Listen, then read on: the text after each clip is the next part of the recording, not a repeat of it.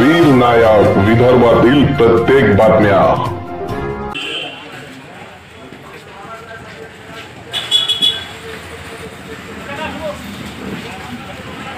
Video है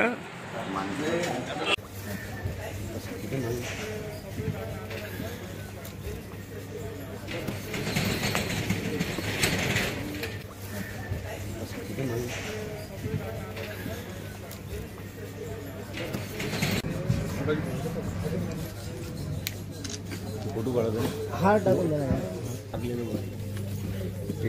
हात लावा हा संजीव भाऊ मी करतो तुम्ही नाही तिथे नको तिकडे नको तिकडून झाला तर राहू द्या बरोबर आहे काय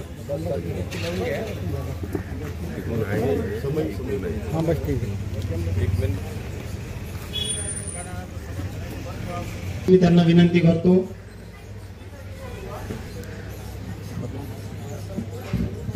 अशी मी त्यांना विनंती करतो।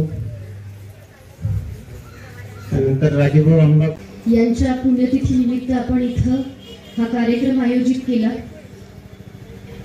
तसं बघायला गेलं तर महाराष्ट्र ही आपली संतांचीच भूमी आहे। संत म्हणजे ज्यांनी त्यांच्या आचरणातून किंवा त्यांच्या पूर्ण जीवनातून काहीतरी शिकवण दिली। तर संत गाडगे बाबांमध्ये आणि इतरांमध्ये हा फरक आहे। त्यांच्या आचरणातून किंवा त्यांचं जीवन हेच शिकवण होती। तर गाडगे बाबांनी माणसातला देव बघितला। एकतर त्यांनी त्या काळामध्ये स्वतःची स्वच्छता, परिसराची स्वच्छता तर सांगितलीच, जी की आपल्याला आज पण एवढ्या जास्त प्रकारे लागू होतीये। आपण आता एवढ्या कोविडमध्ये कोरोनामधून आपण जगून किंवा तरलेले लोक आहोत, त्यावेळेस तर आपल्याला खरीच स्वच्छतेची किंमत कळली। आणि आता हे जे 21वे शतक आहे आणि हे जे डिकेड आहे, आपण पाहतो की मानसिक रोग एवढ्या जास्त प्रमाणात, डिप्रेशन या गोष्टी इतक्या जास्त प्रमाणात बळकावलेल्या आहेत। तर गाडगे बाबांनी त्यावेळेस मनाच्या स्वच्छतेबद्दल पण सांगितलं। जर प्रत्येक व्यक्तीने जसं आज आपण ब्लँकेट्स वाटप करून माणसातल्या देवाला एका प्रकारे काहीतरी अर्पण केल्याची जी आपण आज काम केलेलं आहे, तर त्याच प्रकारे आपली मनाची स्वच्छता देखील तेवढीच महत्वाची आहे।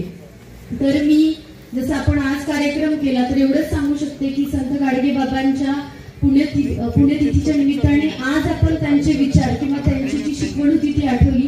तर तेच आपण आपल्या इतरही दिवसांमध्ये रोजच्या जीवनामध्ये जर त्याचं आचरण केलं तर हे जग म्हणजे अगदी स्वर्गच होऊन जाईल।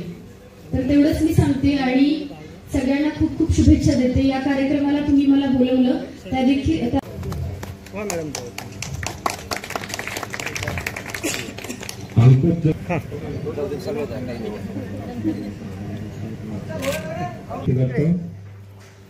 बोल काय चक्रवर्ती त्यांना विनंती करतो।